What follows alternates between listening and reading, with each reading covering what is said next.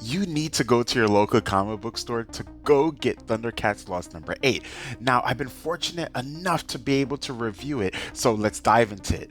It's been written by Ed Brisson, and also the art is by Rafa Lobosco. Now, some of you already know that Thundercats Lost is one of my favorites. I love Thundercats, as some of you can tell by the content on my channel, but also it introduces two new Thundercats, Neko and also Ligan.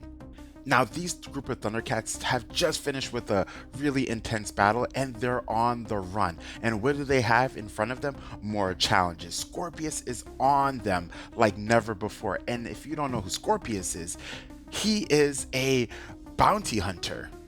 But that's not all. They make it to these kind of sand dunes or this sand based area, and they're being blocked off by these gigantic Titan based warriors of sorts. And if you thought things couldn't get any worse, now the battle before has affected Ligan, and he's being poisoned and coming to a point of death.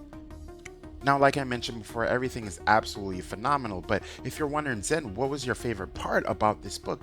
It's the conversation when they beat these titans of sort.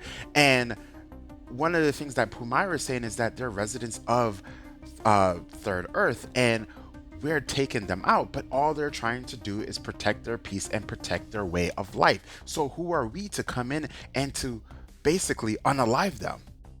One of the components that I really love about Ed Brisson's writing is that he is constantly making you think. While there's a lot of action packed, then you get to a point when you're like, did they do the right thing by defeating these titans? And were those titans just trying to protect their way of life? And they were. So then who's right and who's wrong? And then you might ask the question, well, they had to defend themselves, but then Pumira is constantly asking this question that makes you think, was there another way? Could they have talked it out? But then Neko's like, no, we had to do what we had to do.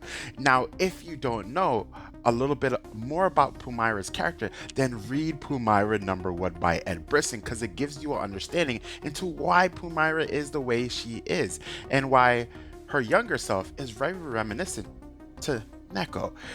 If I had to rate this book out of 10, what would I rate it? A solid 8.5 out of 10. Go to your local comic book store and read Thundercats Lost number 8. Later.